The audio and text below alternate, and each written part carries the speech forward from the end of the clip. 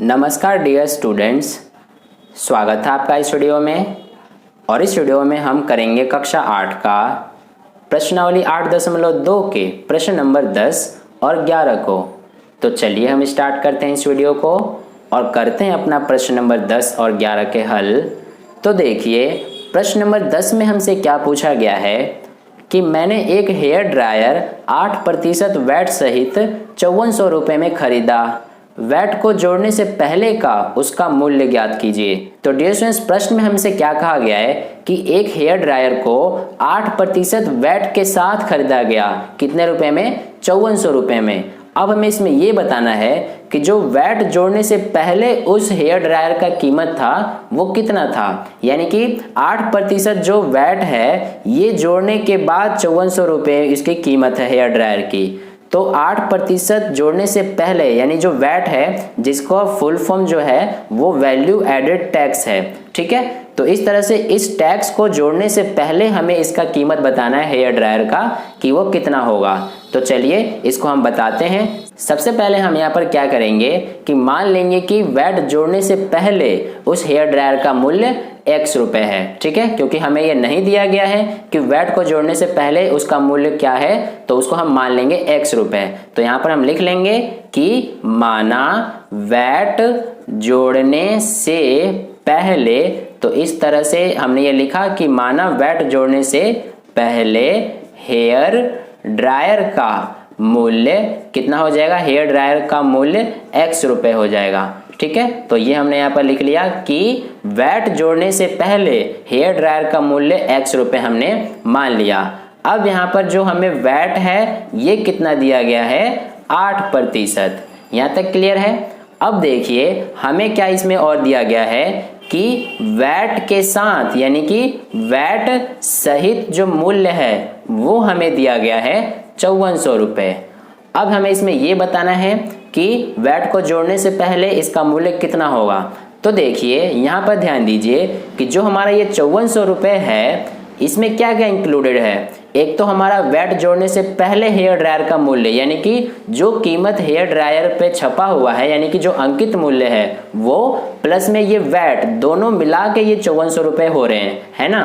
तो इसलिए हम यहाँ पर क्या लिख सकते हैं कि जो हेयर ड्रायर का मूल्य है यानी कि x प्लस ये वैट, और ये वैट किस पर है, ये इस हेयर ड्रायर के मूल्य यानी x का है। तो इसलिए यहाँ पर x का 8%, ये दोनों मिलाकर कितने बन रहे हैं, 5400।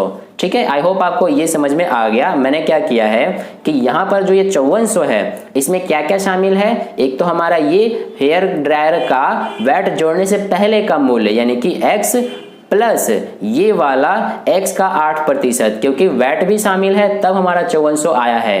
तो इसलिए ये 8% किसका है, x का। तो इसलिए हमने x का 8% लिख लिया।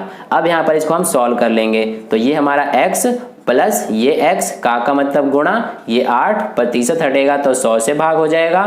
तो यहाँ से हमारा ये बराबर में 5400 है। तो इस तरह से अब हम इसको सेम पहाड़े से काटेंगे। ये हमारा 4 दूना का 8 और ये 25 चौक 100, यानी 4 के पहाड़े से हमने इनको काट दिया।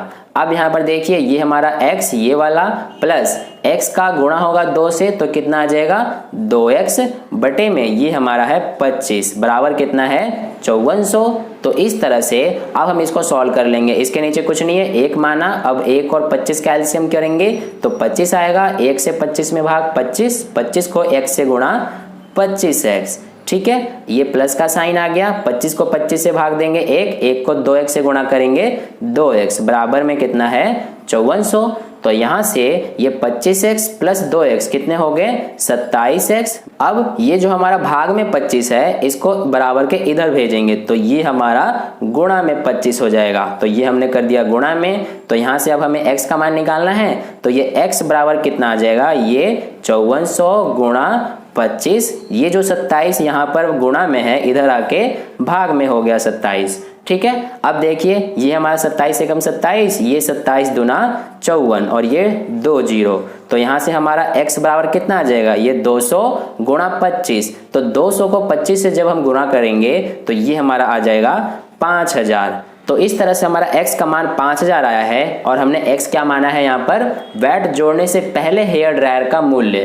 तो इसलिए हम यहाँ पर क्या लिख सकते हैं कि अतः वैट जोड़ने से पहले हेयर ड्रायर का मूल्य। तो इस तरह से हमें पता चल जाएगा कि वैट जोड़ने से पहले हेयर ड्रायर का मूल्य कितना है। तो इसको हमने x माना है और x का मान आया है 5,000 रुपए।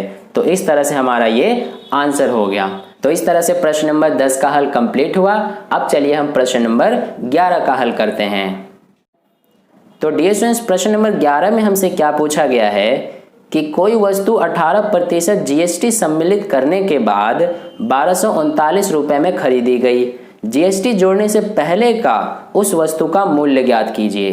तो ये भी प्रश्न हमारा सेम 10वें प्रश्न की ही तरह है, इसको भी हम उसी तरह से करेंगे। सबसे पहले हम यहाँ पर मान लेंगे कि जो हमारा जीएसटी जोड़ने से पहले वस्तु का मूल्य है उसको x मान लेंगे। तो यहाँ पर हम लिख लेंगे कि माना जीएसटी, ये भी हमारा एक तरह का टैक्स है, यानी कि गुड्स एंड सर्विस टैक्स। तो जीएसटी जोड़ने से पहले वस्तु का मूल्य हम मान लेंगे। यहाँ लिखा हमने माना जीएसटी जोड़ने से पहले वस्तु का मूल्य, तो ये हम क्या मान लेंगे x रुपए। ठीक है, अब देखिए यहाँ पर इसमें जो हमारा जीएसटी है वो कितना दिया गया है, इसको हम यहाँ लिख लेंगे। तो जीएसटी इसमें हमें दिया गया है 18%। ठीक है, अब देखिए जीएसटी सहित मूल्य कितना दिया गया है हमें। तो यहाँ पर हम लिख लेंगे कि जीएसटी सहित मूल्य हमें दिया गया है 1239 रुपए। तो यहाँ पे हम लिख लेंगे 1239 रुपए। ये हो गया। अब देखिए ये जो 1239 रुपए है ये क्या है, जीएसटी के साथ में जो मूल्य है वो है हमारा 1239 रुपए।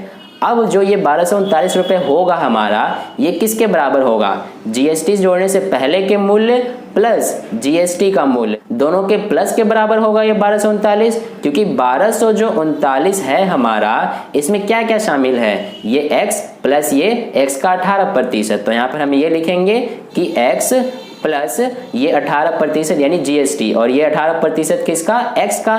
तो इसलिए यहाँ पर x का 18% बराबर कितना है हमारा, ये 1239। तो यहाँ पर हम लिख लेंगे 1239। ये हो गया। अब इसको सॉल्व कर लेंगे। ये x प्लस x का मतलब गुणा, ये 18% हटा तो 100 से भाग बराबर 1239। यहाँ से देखिए इसको हम काट देंगे 2 के पहाड़े से, ये 2 9 18 और ये 50 बार में 50 दूना 100। ठीक है, अब देखिए यहाँ पर ये हमारा x प्लस x गुणा 9 यानी कि 9x हो जाएगा, बटे में ये 50 बराबर 1239। इसको सॉल्व कर लेंगे। इसके नीचे कुछ नहीं है, 1 माना, 1 और 50 का एलसीएम 50 आ जाएगा। 1 से 50 में भाग करेंगे 50, और 50 को x से गुणा करेंगे 50x, ये प्लस 50 का 50 से भाग होगा 1 को 9x से गुणा करेंगे 9x बराबर 1239। अब यहाँ से देखिए 50x प्लस 9x कितने हो गए, 59x, और ये जो 50 भाग में है इधर जाके क्या हो जाएगा हमारा गुणा में। तो ये हमारा हो गया यहाँ पर गुणा में। अब हमें x का मान निकालना है, तो ये हम कर देंगे x बराबर ये 1239 गुणा 50, और ये 59 इसके साथ गुणा में है, इधर आके भाग में हो गया 59। तो इस तरह से अब हम क्या करेंगे, ये दोनों हमारे कट जाएंगे सेम पहाड़े से, 59 के पहाड़े से। क्योंकि देखिए यहाँ पर अगर हम इस 59 से भाग देते हैं इस 1239 में, तो हमारा कितनी बार में जाएगा, ये जो हमारा ये 123 है, ये हमारा 59 दूना 118 हो जाएगा। तो यहाँ से हम 13 में से 8 घटाएंगे 5, ये हमारा 0 0, और ये 9 उतारा, 59 एकम 59, 0 0 आ गया। तो हमारा जो ये 1239 है ये 59 के पहाड़े में कितनी बार में आएगा, 21 बार में। तो ये 59 एकम 59, और ये 59 का 21 बार में 1239। तो यहाँ से देखिए अब हमारा कि जो ये 21 गुणा 50 है, यानी ये 21 गुणा 50, इन दोनों का अब हम गुणा कर देंगे तो हमारा x का मान आ जाएगा, यानी 21 का 50 से गुणा करेंगे तो ये हमारा आ जाएगा 1050। ठीक है, तो इस तरह से हमारा ये x का मान आया है 1050, और हमने x को क्या माना है यहाँ पर, जीएसटी जोड़ने से पहले का वस्तु का मूल्य। तो इसलिए यहाँ पर हम क्या लिख सकते हैं कि जो हमारा जीएसटी जोड़ने से पहले वस्तु का मूल्य है वो 1050 है। तो यहाँ पर हम लिख देंगे कि अतः जीएसटी ठीक है, ये हमने लिखा GST जोड़ने से पहले वस्तु का मूल्य हमारा कितना हो जाएगा, ये हमारा हो जाएगा 1050 रुपये। तो इस तरह से हमारा ये आंसर हो गया और इसी के साथ हमारा प्रश्न नंबर 10 और 11 का हल कंप्लीट हुआ। तो आई होप आपको दोनों प्रश्नों का हल काफ़ी अच्छे से समझ में आए हैं। अगर समझ में आया है तो इस वीडियो को लाइक कर देना और पहली बार वीडियो को देख रहे हैं तो चैनल को सब्सक्राइब कर लेना और नोटिफिकेशन बेल का आइकन प्रेस कर लेना ताकि अगली वीडियो जैसी अपलोड करूँ उसका नोटिफिकेशन सबसे पहले आपको मिल जाए। और अपने दोस्तों के साथ भी इस वीडियो को शेयर कर देना ताकि उन्हें भी इससे हेल्प मिल जाए। और कहीं पर भी कोई डाउट है प्रश्न में तो आप नीचे कमेंट करके मुझसे पूछ सकते हैं, मैं आपको समझाने की पूरी कोशिश करूंगा। तो फिर मिलते हैं अगली वीडियो में, तब तक के लिए अपना ध्यान रखें। धन्यवाद।